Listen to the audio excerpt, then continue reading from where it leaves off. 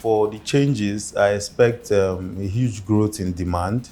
For starting with the public healthcare center, I expect them to maybe start having storing their vaccines because there is constant access to electricity now. In terms of the children, I expect a better and enhanced life. I expect increased digital access, with the spread of the Startimes decoder, Startimes TV, and things of that nature. I expect people to be more informed, watch news from your house and things like that. And then on the commercial side, I expect a lot of new businesses to come up, right? With each season that comes up, each rainy season, each harvest season, each dry season, new businesses. And that so much growth, there's a potential for so much more.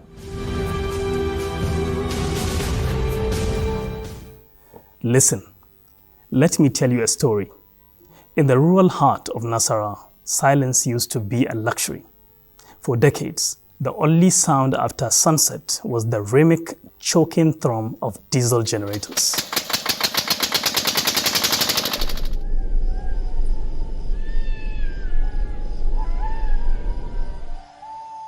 This is Ugede Kasa, a community of strivers, farmers and students held hostage by a grid that never arrived. But before, no light. If you just come inside time, you don't see any security bulb outside. But now we are enjoying. If there is no electricity, children can't go outside to sit and chat. But when there is electricity, they can stay outside talking till around 12. Tonight, we witness the end of an era, the end of the noise and the birth of another kind of power. When you look at the rural communities, you look at how much they earn and what their need is. They actually need electricity, but they can't afford it. So it's a basic challenge. Nigeria is a paradox, a global energy giant where 80 million citizens are not absolutely sure of access to electricity. The national grid, a centralized behemoth, is suspected of being under siege. It failed 16 times in 2025 alone.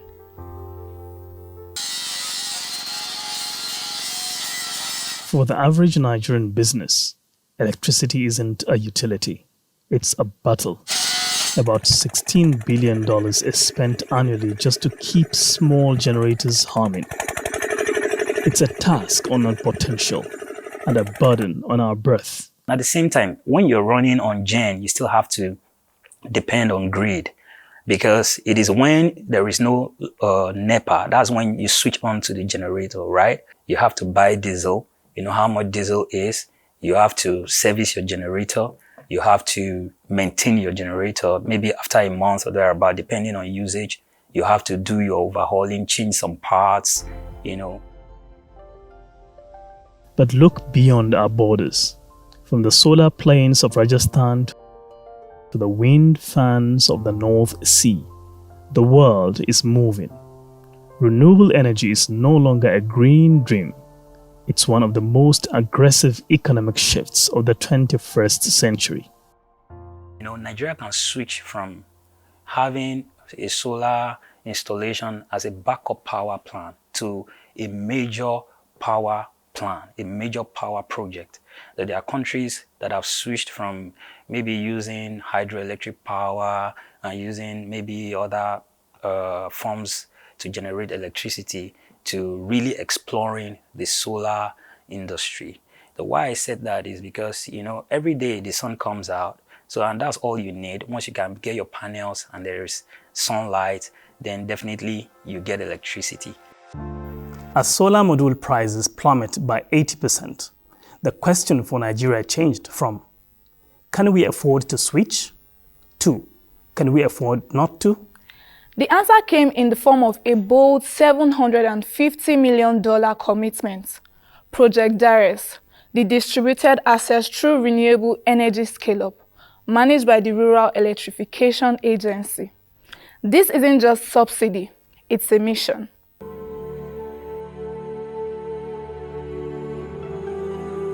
The goal is staggering. 17.5 million lives impacted, 1,350 mini-grids, a total replacement of the polluting engines that have defined our past. Implementation required a new kind of partnership. The solar industry, it will encourage investors to invest their money. It will also help the government to be able to partner with private firms in public-private partnership. They can have such partnerships that can help the end users. Startimes, a giant digital media, stepped into the arena of energy. Why? Because the modern grid isn't just wires, it's data. Startimes has been known to bring information and digital exposure to rural and African citizens in general. So one of the major hindrance to bringing this information and digital technology to the rural community is power infrastructure. So picture a rural customer that has a decoder and a TV, but there's no light. How does he watch? The subscription would expire, and then they won't be keen. So we looked into the future, and with the rate of electricity access in Nigeria and the skills we bring, so we decided to pivot into the energy space. In Ugede Kasa, we have built a smart hybrid system. It's a complex dance of silicon, lithium, and software, ensuring that every watt of Nasarawa sunlight is captured, stored, and accounted for. If customer, when I recharge, if the light has not dropped, I'll still follow him to his house and drop the light. But it's not all customer, because some customer have their own app, which is OPay. But me, I can recharge through Startimes app. So when they recharge through their OPay, if the light has not dropped, they'll still come to me, then I'll pick out the token number and give it to them. They'll still go and press their CIU so that the light will be dropped. The first sign of the revolution was the water. Solar-powered boreholes now pump clean water without the need for a single drop of fuel. I just narrate everything the way that I started with this star before generator. As they connect this light, they give me meter for this borehole. In fact, as we connect it, I'm very happy. I'm achieving. For the operators, the diesel tax has vanished. Their profit margins are finally breathing. 20,000 to go buy fuel for use for fuel the generator. Sometimes will take me 3 days or 4 days. But if you come out this 20,000 for this solar to recharge my light, sometimes right from this season now, will take me a week plus before the cat will finish. As the sun dips, the miracle begins. The shopping kiosks stay open. Before the solar, we are spending a lot for the lights, charging the bulb for the business. At times when you charge the thing, it's not well charged. Before the time you want to close, the light will trip off.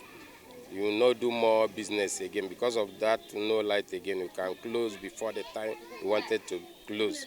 But now that there is solar, in fact, we are enjoying it. You can stay as much longer as you want. Cold drinks, once a fantasy in the heat of Nasarawa, are now a standard commodity. Honestly, there is a big difference. Sometimes NEPA can go 3 to 4 days without bringing electricity. But with solar, as long as you have credit, that's it. And anyone who runs a business, if they don't want their business to stop, if they truly care about their business, they won't want to be without electricity, especially in this kind of trade. Safety has returned to the streets.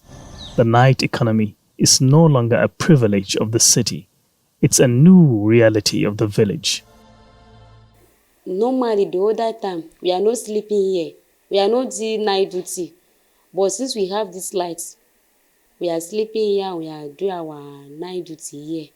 So we really thank God for the lights, seriously, because we are using the lights, pump water, on fan, and charge our phone. So we really thank you so much. Perhaps the most moving sight is found under the solar streetlights. We call it light views. Here, students gather not just to talk, but to study.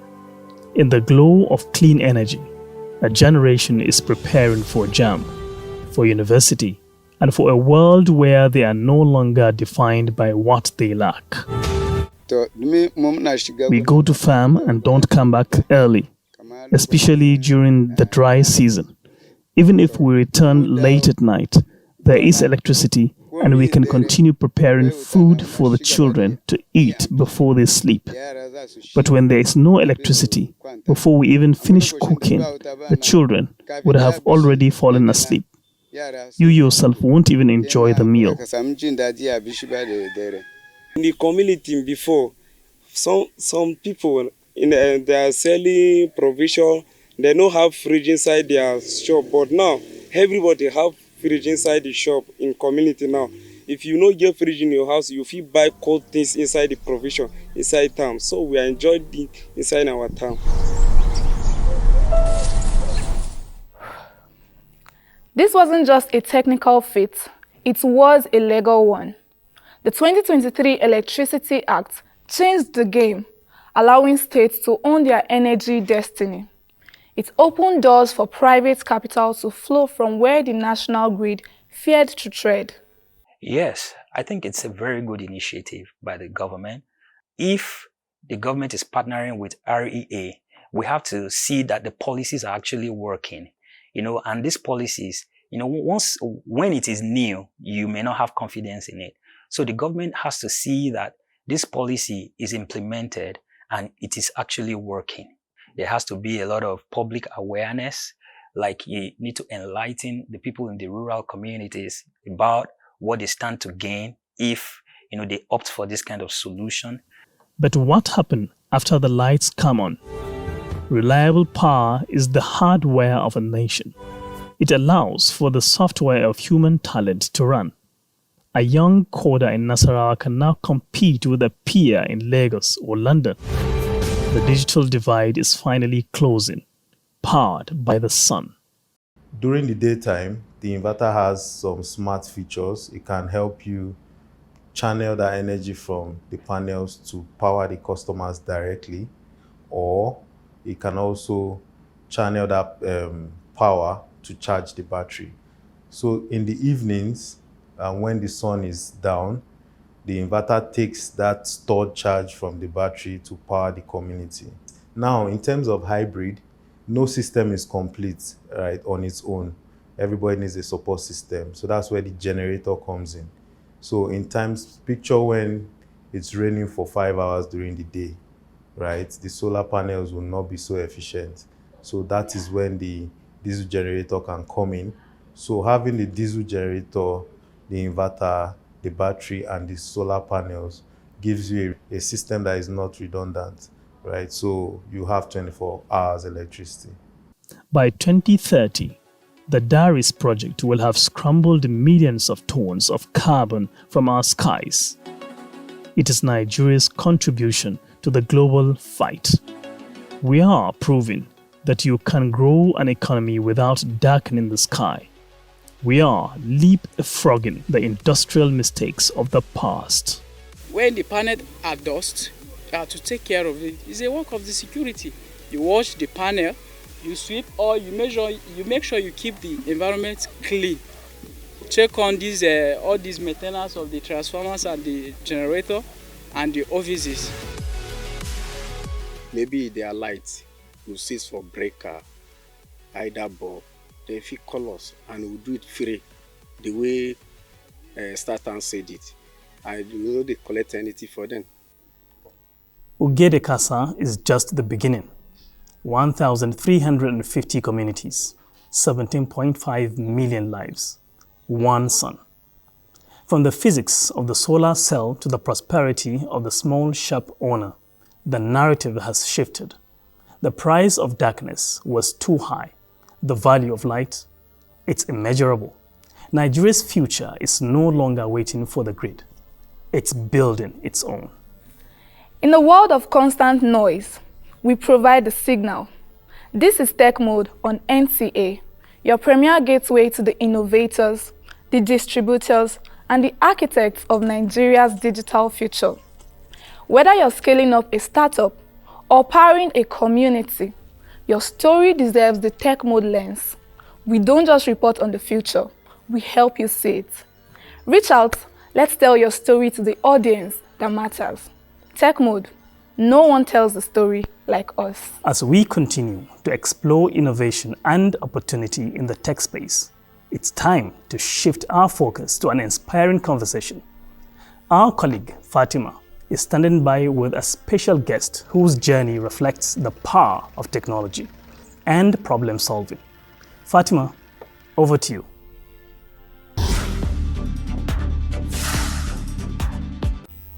Our guest today is a technology professional whose journey began with studying physics and has grown into building powerful back-end systems that support modern digital platforms.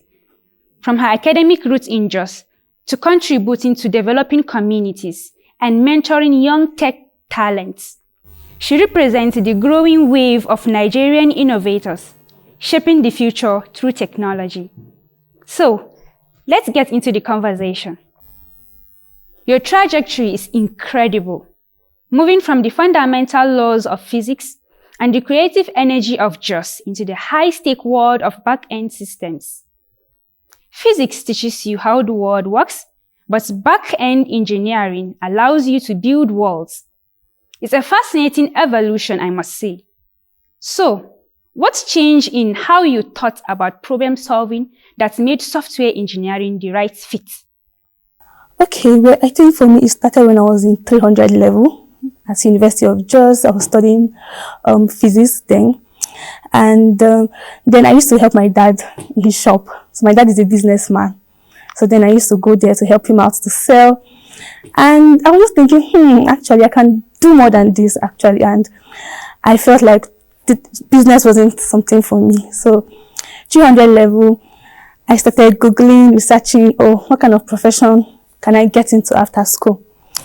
And I just saw programming at the top. And it says, if you are analytical, if you can, solve problems, if you have a passion for technology, this is something you can start. So at 300 level, I bought a laptop for 50,000 naira. Then that was in 2019. I bought a laptop and I started learning by myself. Thankfully, COVID came. Not thankfully, but yeah. Then COVID year 2020 came. And I spent 6 months at home. I was learning, building my skills and getting myself ready for the world out there. 2021, I got my first job. And yeah, from there it's been smooth sailing. Part of it has been smooth sailing, but the other part has been faced with challenges. But I learned to overcome those challenges. And from 2021, I also involved myself in building communities, in mentoring young women in tech. I think so far I've mentored about, give or take 10 women, to learning technological skills to build themselves in tech. Overcoming challenges is one thing. Using what you've learned to open doors for younger talents is another level. When you look at the apps and products you are creating today, what do you think about the impact you are making, especially looking at your background? Okay, so I worked at Get Equity, and if you've heard of Get Equity, is one of the first fintech startups that try to make investing easier to Nigerians. So most Nigerians do not have knowledge about how do I invest in companies. And access to investing in companies then was, if you have 100K, if you have 1 million naira. But with this product, we try to make investments easier. So if you have 10,000 naira, 5,000 naira, you can start investing in startups. And we were able to raise money for a lot of startups, like startups that were growing then around 2020, 2021. Through that product, if you have a product you want to build or you have a business, you come to us and we use our platform, our application to raise money through our users. So a lot of startups were funded through this product, and I worked on this product. So yes, this is one area where I look at, this is how my work is being used. This is the impact of my work in somebody's startup. Do you think fintech has moved from skepticism in the early 2001 to strong national acceptance today? Right now, 2026, I would say it's gaining the right attention and traction. Right. I think recently we have more fintech startups getting the SEC license. I think compared to 2020, 2021, there are a lot of fintechs that have come up, gotten this license in order to function in Nigeria. Take for instance, OPay, Money Points. Currently, almost say 80% of Nigerians have these applications on their phone. So yes, I think fintechs are currently gaining traction. The impact also have in the Nigerian market, right, is also valuable currently. So yeah, I think at this point they're gaining traction and movement. Now let's talk about the Just Microsoft community, which you helped build in collaboration with other like-minded organizations. How has the journey been so far, especially in relation to your core value of creating impact and empowering others? Well, so far we have been able to impact a lot of people over there, right? I know at one time we trained a young man who was blind. We helped him to gain technical skills through our boot camp, and I think currently he's doing well for himself. So we are able to, build people up so that they can either gain access to opportunities or create opportunities for themselves to be who they want to be. How was it like as a lady, your first day as back-end developer working in your company? First place I worked at in 2021, my first day was scary, to be honest, because wow, I was really going to be building something for users. People are going to be using this to send money, to do something with their money in our application. So it was scary, of course. And being a woman, I felt some sort of imposter syndrome, meaning I felt like I wasn't meant to be here. Probably I wasn't, I don't have what it takes to be in this room. But with time, I trusted my skills. I, trusted my knowledge and my teammates. And yeah, so far it's been much more easier. And from 2021 to 2026, I think I've worked in a couple of companies. And most times I find that I'm the only female back-end engineer, right? And still yet, I still feel imposter syndrome. Oh wow, am I smart enough to be in this room? But with time, I guess, and being confident in what you can do, that is why first of all you need to be knowledgeable enough. You need to hone your skills to you can't be perfect, right? But hone your skills, build yourself, right? So that when you walk into the room and you face imposter syndrome, you'll be like, yeah, I know this. Imposter syndrome can come and go, but with time you prove yourself and you prove that you deserve to be in that room and in that space. Mrs. Gabriela, you've made it clear that mastery travels. If you hone the skill, you can win from anywhere. So what's in your stack?